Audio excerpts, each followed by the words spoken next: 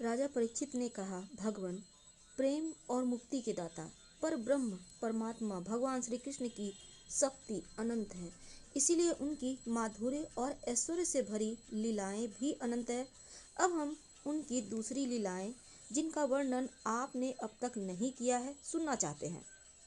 महान यह जीव विषय सुख को खोजते खोजते अत्यंत दुखी हो गया है। वे बाण की तरह उसके चित्त में चुभते रहते हैं। ऐसी स्थिति में ऐसा कौन सा रसिक रस का विशेषज्ञ पुरुष होगा जो बार बार पवित्र कीर्ति भगवान श्री कृष्ण की मंगलमयी लीलाओं का श्रवण करके भी उनसे विमुख होना चाहेगा। जो वाणी भगवान के गुणों का गान करती है वही सच्ची वाणी है, वे ही हाथ से हाथ है। जो भगवान की सेवा के लिए काम करते हैं वही मन सच्चा मन है। जो चराचर प्राणियों में निवास करने वाले भगवान का स्मरण करते हैं और वे ही कान वास्तव में कान कहने योग्य हैं। जो भगवान की पुण्यमयी कथाओं का श्रवण करते हैं वही सिर सिर है।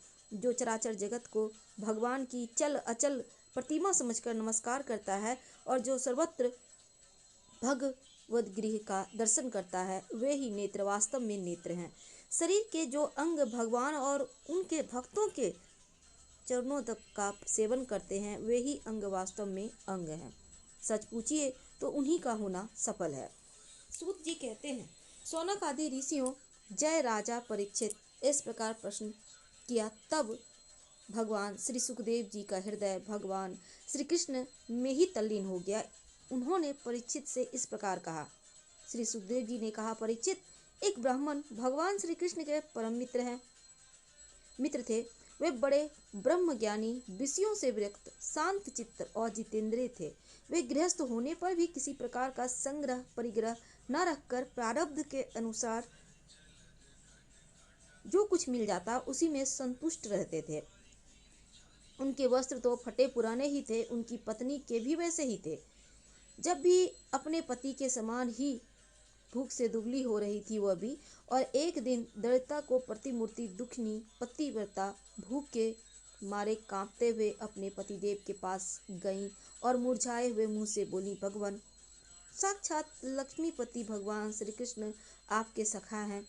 वे भक्त वांछन कल्पतरु, शरणागत वत्सल और ब्राह्मणों के परम भक्त हैं, परम भाग्यवान आर्यपुरुष। वे साधु संतों के सत्पुरुषों के एकमात्र आश्रय हैं। आप उनके पास जाइए। जब वे जानेंगे कि आप कुटुंबी हैं और अन्न के बिना दुखी हो रहे हैं तो वे आपको बहुत सा धन देंगे।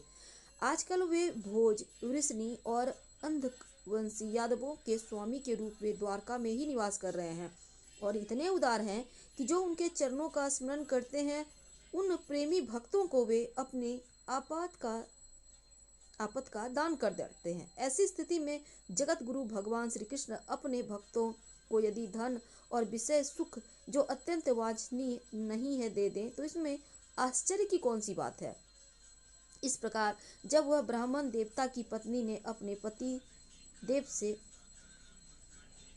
कई बार बड़ी विनम्रता से प्रार्थना की, तब उन्होंने सोचा कि धन की तो कोई बात नहीं, परंतु भगवान श्री कृष्ण का दर्शन हो जाए यह तो जीवन का बहुत बड़ा लाभ है। यही विचार करके उन्होंने जाने का निश्चय किया और अपनी पत्नी से बोली, कल्याणी, घर में कुछ भेंट देने योग्य वस्तु भी है क्या? यदि हो तो दे दो। तब उस ब्राह्मणी ने आसपास के ब्राह्मणों के घर से 4 मुट्ठी चिवड़े मांगकर एक कपड़े में बांधकर दे दिए और भगवान को भेंट देने के लिए अपने पति को दे दिया। इसके बाद वे ब्राह्मण देवता उन चिवड़ों को लेकर द्वारका चल पड़े। मार्ग में यह सोचते जाते, मुझे भगवान श्री कृष्ण के दर्शन कैसे प्राप्त होंगे। परीक्षित, द्वारका में पहुंचने पर वे ब्राह्मण देवता दूसरे ब्राह्मणों के साथ सैनिकों की 3 नए और 3 ड्योढ़ियां पार करके भगवत धर्म का पालन करने वाले अंधक और वृष्णिवंशी यादवों के महलों में, जहां पहुंचना अत्यंत कठिन है, जा पहुंचे। उनके बीच भगवान श्री कृष्ण की 16,000 रानियों के महल थे। उनमें से एक में ब्राह्मण देवता ने प्रवेश किया। वह महल खूब सजा सजाया अत्यंत शोभायुक्त था। उसमें प्रवेश करते समय उन्हें ऐसा मालूम हुआ मानो वे ब्रह्मानंद के समुद्र में डूब उतर रहे हों।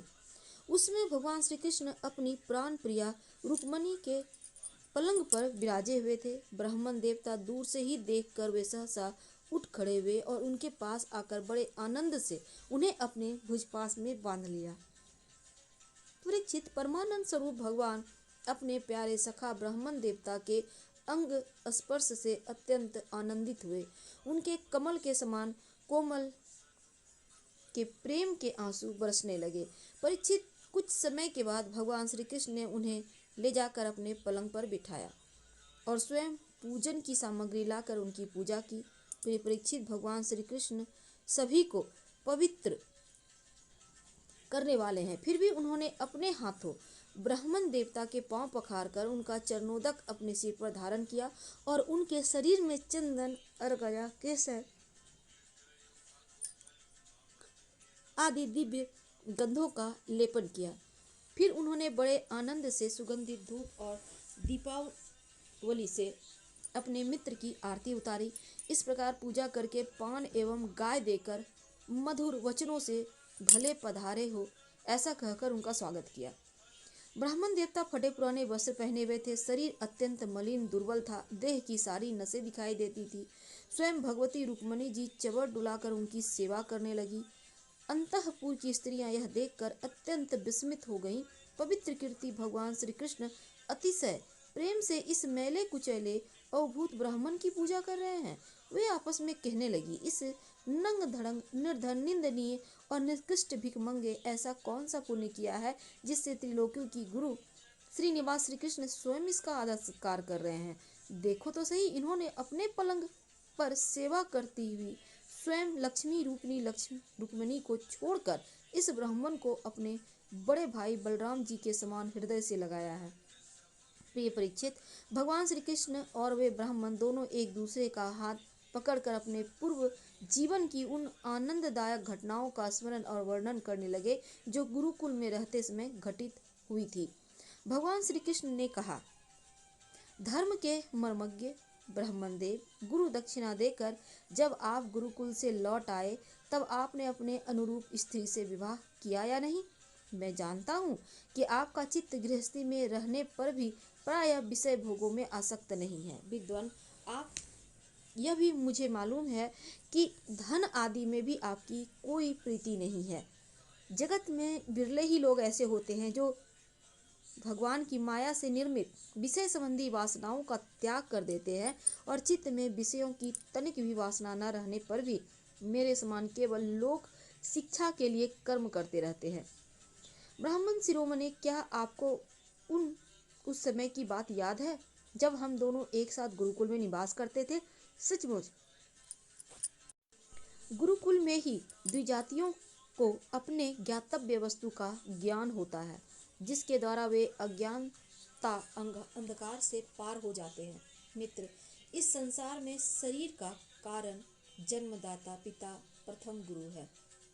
इसके बाद उपनयन संस्कार करके सत्कर्मों की शिक्षा देने वाला दूसरा गुरु है, वह मेरे ही समान पूज्य है। तदंतर ज्ञानोपदेश करके परमात्मा को प्राप्त कराने वाला गुरु मेरा स्वरूप ही है। वर्णाश्रमियों ये 3 गुरु होते हैं। मेरे प्यारे मित्र, गुरु के स्वरूप में स्वयं मैं हूँ। इस जगत वर्णाश्रमियों में जो लोग अपने गुरुदेव के उपदेशानुसार अनायास ही भव सागर पार कर लेते हैं, वे अपने सामर्थ्य और परमार्थ के सच्चे जानकार हैं। प्रिय मित्र, मैं सबका आत्मा हूँ, सबके हृदय में अंतर्यामी रूप में विराजमान हूँ। मैं गृहस्थ के धर्म, पंच महायज्ञ आदि से ब्रह्मचारी के धर्म, उपनयन, वेदाध्ययन आदि से वानप्रस्थी के धर्म, तपस्या से और सब ओर से उपरत हो जाना, इस सन्यासी के धर्म से भी उतना संतुष्ट नहीं होता जितना गुरुदेव की सेवा शुश्रूषा से संतुष्ट होता हूँ। ब्राह्मण, जिस समय हम लोग गुरुकुल में निवास कर रहे थे उस समय की यह बात आपको याद है क्या, जब हम दोनों को एक दिन हमारी गुरु पत्नी ने ईंधन लाने के लिए जंगल में भेजा था। उस समय हम लोग एक घोर जंगल में गए हुए थे और बिना ऋतु के ही बड़ा भयंकर आंधी पानी आ गया था। आकाश में बिजली कड़कने लगी थी। तब तक सूर्यास्त हो गया। चारों ओर अंधेरा ही अंधेरा फैल गया। धरती पर इस प्रकार पानी ही पानी हो गया।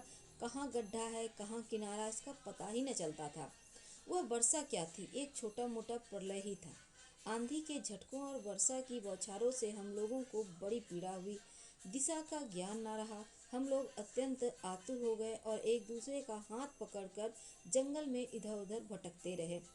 जब हमारे गुरुदेव सांदपनी मुनि का इस बात का पता चला, तब वे सूर्योदय होने पर अपने शिष्य हम लोगों को ढूंढते हुए जंगल में पहुंचे और उन्होंने देखा हम अत्यंत आतुर हो रहे हैं। वे कहने लगे, आश्चर्य है पुत्रों, तुम लोगों ने हमारे लिए अत्यंत कष्ट उठाया। सभी प्राणियों को अपना शरीर सबसे अधिक प्रिय होता है, परंतु तुम दोनों उसकी भी परवाह न करके हमारी सेवा में संलग्न रहे। गुरु के ऋण से मुक्त होने के लिए सत्य शिष्यों का इतना ही कर्तव्य है कि वे विशुद्ध भाव से अपना सब कुछ, शरीर भी गुरुदेव की सेवा में समर्पित कर दे। द्विज शिरोमणियों, मैं तुम लोगों से अत्यंत प्रसन्न हूँ। तुम्हारे सारे मनोरथ, सारी अभिलाषाएं पूर्ण हो और तुम लोगों ने हमसे जो वेदाध्ययन किया है वह तुम्हें सर्वदा कंठस्थ रहे, इस लोक एवं परलोक में कहीं भी निष्फल ना हो। प्रिय मित्र, जिस समय हम लोग गुरुकुल में निवास कर रहे थे, हमारे जीवन में ऐसी ऐसी अनेकों घटनाएं घटित हुई, जिसमें संदेह नहीं कि गुरुदेव की कृपा से ही मनुष्य शांति का अधिकारी होता और पूर्णता को प्राप्त करता है। ब्राह्मण देवता ने कहा, देवताओं के आराध्य देव जगत गुरु श्री कृष्ण भला, अब हमें क्या करना बाकी है, क्योंकि आपके साथ जो सत्य संकल्प परमात्मा है, हमें गुरुकुल में रहने का सौभाग्य प्राप्त हो।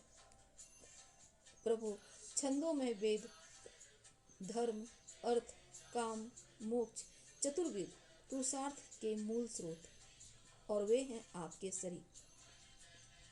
यही आप वेदाध्ययन के लिए गुरुकुल में निवास करें, यह मनुष्य लीला का अभिनय नहीं तो और क्या है।